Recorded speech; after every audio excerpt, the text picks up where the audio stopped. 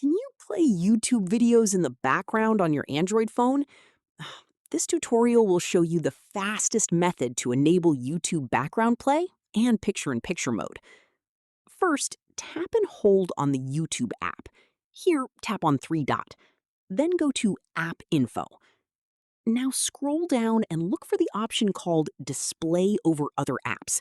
Open it and make sure it's enabled. This allows YouTube to appear on top of other applications. After that, go back and tap on Picture in Picture. Then simply enable the picture in picture permission. Once this option is turned on, YouTube can create a floating mini player while you use other apps on your phone. Now open the YouTube app and play any video you want. Then simply swipe up or go back to the home screen. Your video should now continue playing in a small floating window in the background.